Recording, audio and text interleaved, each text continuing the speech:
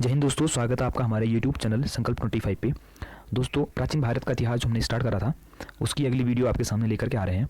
इस वीडियो में हम आदि ऐतिहासिक काल यानी कि प्रोटो हिस्टोरिक पीरियड को यहाँ पर पढ़ेंगे और देखेंगे कि जितने भी क्वेश्चंस आज तक इस चैप्टर से बने हैं उन सभी क्वेश्चंस को यहाँ पर डिस्कस करेंगे और जितने क्वेश्चंस अभी तक पूछे गए उन क्वेश्चंस को भी डिस्कस करेंगे। दोस्तों, आदि ऐतिहासिक जो काल है दोस्तों, उसमें हम बेसिकली क्या पढ़ते हैं दोस्तों, सिंधु घाटी सभ्यता को या हड़प्पा सभ्यता को, जो कि काफ़ी इंपॉर्टेंट है अपने आप में। बहुत सारे क्वेश्चंस यहाँ से बनते हैं। तो शुरू करते हैं दोस्तों। क्वेश्चन नंबर पहला है, सिंधु घाटी सभ्यता मानव इतिहास के किस काल से संबंधित है? तो सिंधु घाटी सभ्यता जो है दोस्तों वो किस काल से संबंधित है? वो है आदि ऐतिहासिक काल से। ओके, ऑप्शन नंबर 20 का सही आंसर है आदि ऐतिहासिक काल से। दोस्तों, इस काल की जो जानकारी मिलती है हमको वो मिलती है पुरातात्विक साक्ष्यों से और लिखित साक्ष्यों से। लेकिन जो लिखित साक्ष्य हैं उनको अभी पढ़ा नहीं गया है, क्योंकि उसकी लिपि अभी तक किसी भी इतिहासकार द्वारा उसको समझा नहीं गया है, उसको पढ़ा नहीं गया है। इसलिए लिखित साक्ष्य से अभी जानकारी मिलनी अभी बाकी है। ओके, तो ये इस क्वेश्चन के बारे में जो इन्फॉर्मेशन थी उसको आपको याद रखना है। आगे चलते हैं। क्वेश्चन नंबर 2 है, सिंधु घाटी सभ्यता की सर्वमान्य तिथि है। दोस्तों, बहुत सारे इतिहासकारों ने इस सभ्यता के बारे में अलग अलग तिथियों को अपने हिसाब से बताया है, लेकिन एक सर्वमान्य तिथि है, एक ऑथेंटिक जो डेट आप लोग कह सकते हो, टाइम पीरियड कह सकते हो। तो इस क्वेश्चन का सही आंसर ऑप्शन नंबर बी 2500 से 1750 ईस्वी पूर्व इसकी एक सर्वमान्य तिथि है। तो आप लोग कह सकते हैं कि ये सभ्यता का जो टाइम पीरियड था वो कितना था, लगभग 850 साल ये सभ्यता अपने सुव्यवस्थित रूप से चली थी और काफ़ी विकसित थी अपने आप में। तो ये आपको याद रखना है इसका टाइम पीरियड।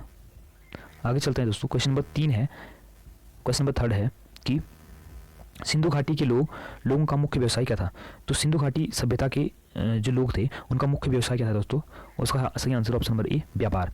जो बिजनेस था वो उनका मुख्य व्यापार था, क्योंकि दोस्तों सिंधु घाटी सभ्यता क्या थी, अपने आप में एक शहरी सभ्यता थी। तो शहरों में क्या होता है दोस्तों, व्यापार होता है। आज भी शहरों में क्या होता है, व्यापार ही सबसे अधिक होता है। कृषि कार्य और अन्य कार्य बहुत कम मात्रा में होते हैं। ठीक सिंधु घाटी सभ्यता में भी कृषि कार्य भी होते थे, लेकिन सबसे जो डोमिनेंस थी वो थी व्यापार की, यानी कि वहाँ पर व्यापार सबसे ज़्यादा होता था। ये आपको याद रखना है। आगे चलते हैं दोस्तों। क्वेश्चन नंबर 4 है कि हड़प्पा सभ्यता के निवासी थे। तो हड़प्पा सभ्यता के जो निवासी दोस्तों वो कैसे थे? वो अभी बताया मैंने, वो शहरी थे, यानी कि सिटी में रहते थे, शहरों में रहते थे। क्योंकि शहरों की एक अपने आप में एक प्लानिंग होती है, एक अच्छी सी प्लानिंग होती है कि घरों के जो आकार होते हैं, जो दूरियां होती हैं, जो सड़कों का निर्माण होता है वो एक निश्चित क्रम में होता है। तो ये चीज़ें वहाँ पर देखने को मिली थी, इसलिए ये क्या है, एक शहरी सभ्यता थी। ओके, आगे चलते हैं। क्वेश्चन नंबर 5 है कि हड़प्पा सभ्यता की खोज किस वर्ष हुई थी? तो हड़प्पा सभ्यता की जो खोज हुई थी दोस्तों उसका सही आंसर ऑप्शन नंबर डी 1921 में हुई थी हड़प्पा सभ्यता की खोज। दोस्तों, हड़प्पा सभ्यता यानी कि इंडस वैली सिविलाइजेशन, सिंधु घाटी सभ्यता, इसकी जो प्रथम जानकारी दी थी वो दी थी दोस्तों चार्ल्स मैसन ने। ओके, ये आपको याद रखना है। अगर आपसे एग्जाम में पूछे कि सिंधु घाटी सभ्यता की जो पहली जानकारी थी वो किसने दी थी, वो थी चार्ल्स मैसन। ओके, और अगर पूछे आपको कि इसका सर्वेक्षण सबसे पहले किसने करवाया था, तो उसका सही आंसर होगा कनिंघम। ओके, कनिंघम उसका सही आंसर है, क्योंकि कनिंघम को हमारे जो आर्कियोलॉजिकल सर्वे डिपार्टमेंट है उसका जनक भी माना जाता है, यानी कि पुरातात्विक साक्ष्य का जनक भी, भारतीय पुरातत्व का जनक भी किसको माना जाता है? एक कनिंघम को माना जाता है। अब अगली जानकारी जो है, उत्खनन की जो जिम्मेदारी थी वो दी गई थी जॉन मार्शल को उत्खनन की जिम्मेदारी यहाँ पर दी गई थी, क्योंकि जो जॉन मार्शल थे वो उस समय पुरातत्व विभाग के क्या थे, महानिदेशक थे।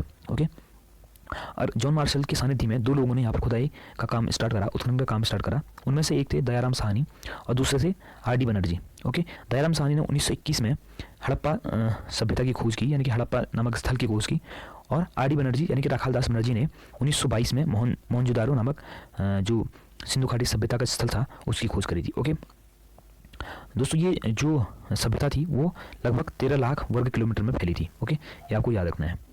तो जितनी भी मैंने इन्फॉर्मेशन, एक्स्ट्रा इन्फॉर्मेशन आपको दी वो सभी काफ़ी इंपॉर्टेंट है दोस्तों, कि अपने नोटबुक में इन चीज़ों को नोट कर लीजिए। आगे चलते हैं दोस्तों। क्वेश्चन नंबर 6 है, हड़प्पा सभ्यता जो है, हड़प्पा सभ्यता के संपूर्ण क्षेत्र का आकार किस प्रकार का था? तो हड़प्पा सभ्यता का जो संपूर्ण क्षेत्र का आकार था वो था त्रिभुजाकार।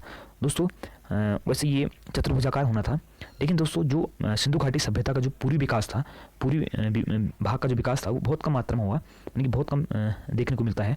तो इसलिए इसका जो आकार है दोस्तों वो क्या है, त्रिभुजाकार है। ओके, उत्तर में अगर हम देखें तो उत्तर में मांडा एक स्थल है, एक पुरातात्विक स्थल है जम्मू कश्मीर में, मांडा मानते हैं इस स्थल को, यहाँ पर जो इसका उत्तरी भाग है। और इसका जो पश्चिमी पूर्वी भाग मान सकते हैं वो क्या है, आलमगीरपुर है जो उत्तर प्रदेश में है, और जो दक्षिणी भाग मानते हैं, दक्षिणी स्थल मानते हैं, वो है आपका दैमाबाद जो महाराष्ट्र में पड़ता है, और जो पश्चिमी यानी कि वेस्टर्न जो लोकेशन है उसकी वो क्या है, सुतका गेंडोर है जो पाकिस्तान में स्थित है। तो इस प्रकार से एक त्रिभुजाकार यहाँ पर आकार बनता है इस सभ्यता का। तो इसका आकार कैसा है, त्रिभुजाकार। मैंने इन लोकेशंस के बारे में आपको याद रखना दोस्तों, पूछा जाता है कि इसका उत्तरी स्थल कौन सा था, दक्षिणी स्थल कौन सा था, पूर्वी स्थल कौन सा था, पश्चिमी स्थल कौन सा था। तो उम्मीद है आप लोगों को ये समझ में आया होगा। तो आगे चलते हैं। क्वेश्चन नंबर 7 है कि हड़प्पा सभ्यता के अंतर्गत हल से जोते गए खेत का साक्ष्य कहाँ से मिलता है। हल से जोते गए खेत का साक्ष्य जो मिलता है दोस्तों वो मिलता है कालीबंगा से। कालीबंगा से हल से जोते हुए खेतों के साक्ष्य यहाँ पर मिलते हैं। कालीबंगा का जो एक शाब्दिक अर्थ होता है दोस्तों, उसका अर्थ होता है काले काले रंग की चूड़ियाँ। ओके, कालीबंगा जो स्थल है वो है राजस्थान में घग्गर नदी के किनारे, ये आपको याद रखना है। राजस्थान के गंगानगर जिले में घग्गर नदी के किनारे ये क्या है, सिंधु घाटी का स्थल स्थित है। यहाँ से अन्य साक्ष्यों की बात करते हैं दोस्तों। अन्य साक्ष्य जो मिले थे, अग्निवेदिकाएँ मिली थी, यानी कि यज्ञ करने की सामग्री जो वहाँ पर मिली थी, और अलंकृत ईंटें यानी कि एक सजी हुई ईंटें, उन पर डिजाइन होंगे अगर, तो अलंकृत ईंटें वहाँ पर मिली थी, और काली मिट्टी से बनी चूड़ियाँ। सबसे महत्वपूर्ण जो यहाँ पर एविडेंस मिले हैं वो हैं काले रंग की बनी चूड़ियाँ, जो जिससे ये स्थल काफ़ी फेमस है। ओके, चूड़ियाँ और मिट्टी की मोहरें, काले रंग की बनी चूड़ियाँ और काले रंग की मिट्टी की मोहरें यहाँ पर मिली थी। इस स्थल की खोज करी थी अमलानंद घोष ने यहाँ पर करी थी 1951 में। यहाँ की इस स्थल की खोज की गई थी, और 1961 में बीके थापड़ और बीबी लाल ने इसके निर्देशक में खुदाई की थी। ओके, ये आपको याद रखना है। आगे चलते हैं। क्वेश्चन नंबर 8 है आपके सामने, मोहनजोदारो कहाँ स्थित है। तो मोहनजोदारो जो दोस्तों एक काफ़ी बहुत ही फेमस, हड़प्पा और मोहनजोदारो काफ़ी फेमस स्थल है सिंधु घाटी सभ्यता के। जो मोहनजोदारो था वो है दोस्तों सिंध प्रांत में, पाकिस्तान के सिंध में है, और पाकिस्तान के सिंध प्रांत में जो लड़काना जिला है, लड़काना जिला में स्थित है। सिंधु नदी के किनारे ये स्थल स्थित है। इसकी खोज कब हुई दोस्तों, 1922 में मैंने पहले बताया था। किसने करी थी, आर.डी. बनर्जी यानी राखालदास बनर्जी ने इसकी खोज करी थी। और मोहनजोदारो का जो बेसिक मीनिंग होता है वो होता है दोस्तों मृतकों का टीला। ओके, याद रखना दोस्तों, मृतकों का टीला इसका शाब्दिक अर्थ होता है। और इस स्थल की अगर सबसे बड़ी इमारत की बात करें तो वो क्या था दोस्तों, विशाल अन्नागार। विशाल अन्नागार यानी कि ग्रेन यार्ड सबसे बड़ी मंजिल थी, यहाँ की सबसे बड़ी इमारत थी। और प्रसिद्ध इमारत जो थी वो क्या थी, ग्रेट बाथ यानी कि विशाल स्नानागार। ये आपको याद रखना है। इसको ध्यान से देखना दोस्तों कि सबसे बड़ी इमारत और प्रसिद्ध इमारत, इन दोनों में बहुत कन्फ्यूजन होता है। तो सबसे बड़ी जो इमारत थी दोस्तों वो क्या थी, विशाल अन्नागार यानी कि ग्रेन यार्ड। ओके, इसमें अनाज को रखने का भंडार आप लोग कह सकते हो। आगे चलते हैं, क्वेश्चन नंबर 9 पर चलते हैं।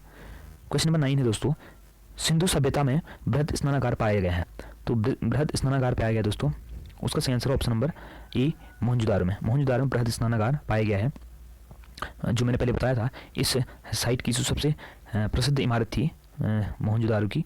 ओके, अब देखते हैं अन्य जो चीज़ें मिली हैं मोहनजोदारो से, उसके बारे में बात करते हैं। तो यहाँ से दोस्तों सूती वस्त्र के साक्ष्य मिले हैं, यानी कि कपास के उत्पादन के साक्ष्य मिले हैं कि इस सभ्यता के लोगों के द्वारा कपास का उत्पादन भी किया जाता था। ओके, पुरोहित आवास के साक्ष्य मिले हैं, यानी कि पूजा पाठ के बारे में भी इन लोगों को जानकारी थी शायद, इसलिए कोई पुरोहित रहते होंगे जो पुजारी के रूप में, जिसको हम कह सकते हैं, मंदिर में पूजा करते होंगे, यानी कि धार्मिक कार्यों को यहाँ पर संपादित करते होंगे। ओके, पशुपतिनाथ की मूर्ति यहाँ से मिली है। ओके, और एक सभागार का साक्ष्य मिला है। कांसे से निर्मित एक नर्तकी की मूर्ति यहाँ पर सबसे मुख्य यहाँ पर जो एक साक्ष्य है वो मिला है। तो और भी अन्य साक्ष्य हैं, आगे अगर उनसे क्वेश्चन बनेंगे तो उस क्वेश्चन में डिस्कस करेंगे। तो इतने जो चीज़ें बताई वो काफ़ी इंपॉर्टेंट है। ओके, क्वेश्चन नंबर 10 है, सिंधु सभ्यता की मुद्रा में किस देवता के रामतुल्य चित्रांकन मिलता है।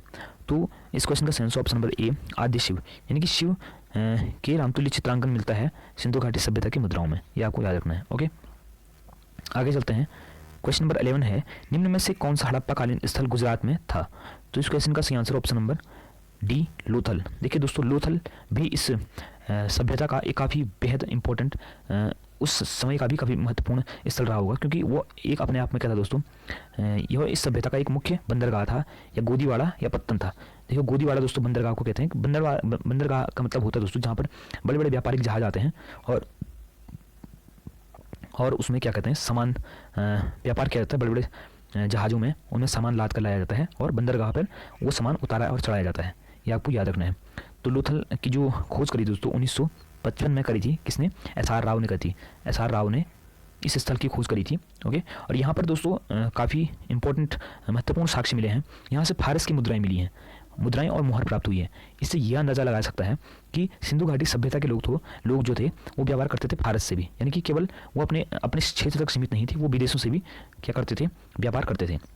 और यहाँ पर चावल के साक्ष्य भी मिले हैं, हाथी के दांतों के साक्ष्य मिले हैं, लेकिन और एक मम्मी के साक्ष्य मिले। दोस्तों मम्मी क्या होती है कि मिस्र में जो इजिप्टियन संस्कृति होती है, मिस्र में वो लोग अपने पूर्वजों के मरने पर उनको एक यादगार के तौर पर रखने के लिए वो एक जो मृत शरीर पर एक विशिष्ट प्रकार के रसायन का लेप लगाते हैं और उसके बाहर से उस पट्टियाँ बांध देते हैं और ताबूत में रख देते हैं, जिससे वो शरीर सालों साल तक नहीं सड़ता है। ओके, तो उस स्ट्रक्चर को, उस संरचना को क्या कहते हैं दोस्तों, मम्मी कहते हैं। ये आपको याद रखना है। तो इसके साक्ष्य भी सिंधु घाटी सभ्यता के जो लोथल नामक स्थल है वहाँ पर प्राप्त होते हैं। इससे ये होता है, ये अंदाज़ा लगा सकता है कि वो लोग व्यापार के लिए यहाँ आते होंगे, अगर मृत्यु होने पर उनको इस प्रकार से उनकी संस्कृति के अकॉर्डिंग यहाँ पर दफनाया जाता होगा।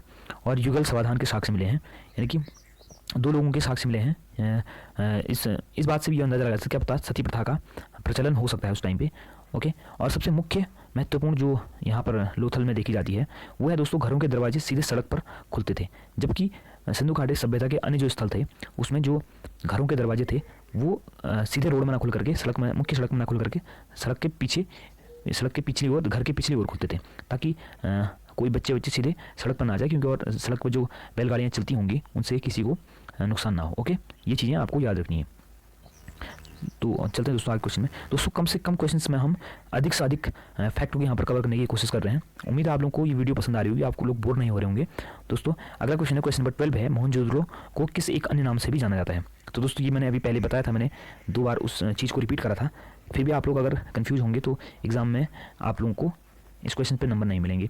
तो जीवितों का टीला नहीं खा सकता है, कंकालों का टीला ये भी नहीं, दासों का टीला ये भी नहीं। इसका सही आंसर ऑप्शन नंबर डी, मृतकों का टीला या माउंड ऑफ डेड, इसका शाब्दिक अर्थ होता है मोहनजोदारो का, ये आपको याद रखना है। ओके, आगे चलते हैं दोस्तों।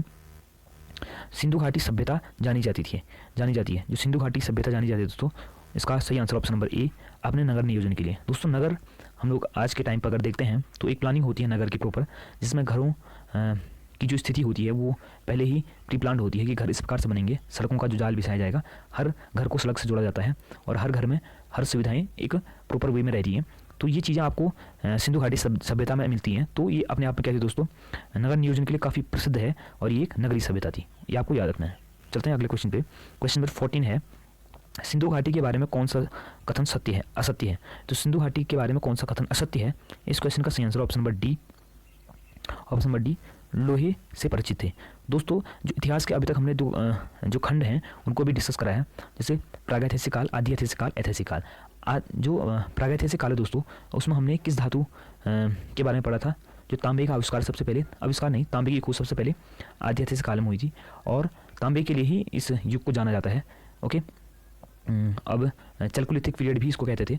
और प्रागैतिहासिक काल में अगर हम पहुँचे हैं, प्रागैतिहासिक काल में हमने क्या पढ़ा था, तांबे का आविष्कार पढ़ा था। आदि ऐतिहासिक काल में हमने ब्रॉन्ज जो पढ़ रहे हैं अभी, ब्रॉन्ज के बारे में पढ़ेंगे, यानी कि कांसे के बारे में पढ़ेंगे। और जो ऐतिहासिक काल है उसको हम उसमें क्या पढ़ेंगे, लोहे को पढ़ेंगे। लोहे का आविष्कार, लोहे की खोज यहाँ पर हो चुकी थी ऐतिहासिक काल में। तो ये यहाँ पर एक गलत आंसर है, ऑप्शन नंबर डी इसका सही आंसर है, मतलब ये चीज़ यहाँ पर गलत है। ओके, आगे चलते हैं। क्वेश्चन नंबर 15 है कि मांडा किस नदी के किनारे है। दोस्तों मांडा क्या है, ये आपको अभी मैंने बताया था। मांडा जो है सिंधु घाटी सभ्यता का जो उत्तरी क्या था, एक स्थल था। तो मांडा किस नदी के किनारे है, मांडा है दोस्तों जम्मू कश्मीर में चिनाब नदी के किनारे। ये आपको याद रखना है, 15 का ऑप्शन नंबर ए सही है, चिनाब नदी के किनारे। ओके, इसी प्रकार से सभी जितने मैंने स्थल बताए, उसके दक्षिणी स्थल, पूर्वी स्थल और पश्चिमी स्थल, उस सब किसी न किसी नदी के किनारे स्थित हैं। तो आपको सभी के बारे में बताएंगे हम कि कौन शहर किस नदी, कौन स्थल किस नदी के किनारे है। अगला क्वेश्चन है, क्वेश्चन नंबर 18 है, हड़प्पा कालीन स्थल रोपड़ पंजाब किस नदी के किनारे स्थित है। पंजाब जो दोस्तों वो है सतलुज नदी के किनारे, ये आपको याद रखना है। अगर आगे चलते हैं कि सिंधु घाटी की विकसित अवस्था में निम्नलिखित में से किस स्थल में घरों में कुओं का अवशेष मिलता है। जो कुएं थे, वेल्स थे, वो किस स्थल से उसका साक्ष्य मिलता है दोस्तों। उसका सही answer option number D, Mohenjodaro से। मोहनजोदड़ो में घर के अंदर कुओं का साक्ष्य मिलता है, ये पहले भी मैंने बताया था। ओके, आगे चलते हैं। जो अगला क्वेश्चन है दोस्तों, क्वेश्चन नंबर 18 है, रंगपुर जहां हड़प्पा की समकालीन सभ्यता थी है, जो रंगपुर है वो रंगपुर कहाँ स्थित है, ये आपको बताते हैं। इसमें गलती से सही टिक हो गया है। इसका सही answer option number C, Saurashtra में। अब दोस्तों सौराष्ट्र, दोस्तों गुजरात को सौराष्ट्र भी कहते हैं। तो रंगपुर जो है वो दोस्तों कहाँ है, सौराष्ट्र में स्थित है। दोस्तों सिंधु घाटी सभ्यता के लगभग 350 शहरों की खोज हुई थी, 350 स्थलों की खोज हुई थी, जिसमें से कम 250 से ज़्यादा स्थल कहाँ है दोस्तों, गुजरात में स्थित हैं। ओके, ये आपको याद रखना है। तो रंगपुर, जहाँ हड़प्पा की समकालीन सभ्यता थी, वो कहाँ है, वो दोस्तों सौराष्ट्र गुजरात में है। रंगपुर के बारे में देखते हैं दोस्तों। रंगपुर में कि कच्ची ईंटों के बने दुर्ग यहाँ पर उसके साक्ष्य मिलते हैं, नालियों के अवशेष और मृद भांड यहाँ पर मिलते हैं, यानी कि मिट्टी के बर्तन मिलते हैं, और धान की भूसी सबसे इंपॉर्टेंट है, धान की भूसी, यानी कि इससे क्या अंदाजा लगता है, चावल के साक्ष्य हमको ये इस स्थल से मिलते हैं। ओके, ये आपको याद रखना है। आगे चलते हैं दोस्तों। क्वेश्चन नंबर 19 है। क्वेश्चन नंबर 19 आपके सामने, हड़प्पा एवं मोहनजोदड़ो की पुरातात्विक खुदाई के प्रभारी थे। ये मैंने पहले ही बताया था, हड़प्पा और मोहनजोदड़ो की पुरातात्विक खुदाई के प्रभारी कौन थे दोस्तों?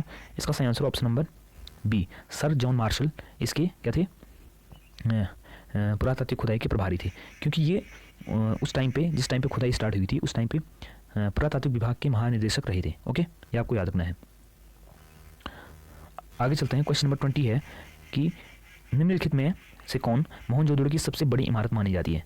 ये क्वेश्चन मैंने दोस्तों पहले मैं इस क्वेश्चन पर जोर दिया था, इस चीज़ पर जोर दिया था कि सबसे बड़ी इमारत कौन सी है मोहनजोदड़ो की। ये है ऑप्शन नंबर बी, विशाल अन्नागार, यानी कि धान्य कोठार, यानी कि अनाज रखने का, अनाजों का एक भंडार था सबसे बड़ा। तो सबसे बड़ी बिल्डिंग उसको, सबसे बड़ी इमारत उसको माना जाता है मोहनजोदड़ो की, ये आपको याद रखना है। और मोहनजोदड़ो के अन्य साक्ष्यों की बात करते हैं, वहाँ से क्या क्या प्राप्त हुआ है, मातृ देवी की मूर्ति के साक्ष्य वहाँ से प्राप्त हुए हैं, और हाथी का कपाल खंड वहाँ से हमको मिला है, और गले हुए तांबे के ढेर भी वहाँ से प्राप्त हुए हैं। तो ये चीज़ें, जितनी भी चीज़ें मैं बता रहा हूँ दोस्तों, सभी इंपॉर्टेंट हैं। हमारे चैनल पे वन लाइनर के रूप में भी हिस्ट्री यहाँ पर चल रही है।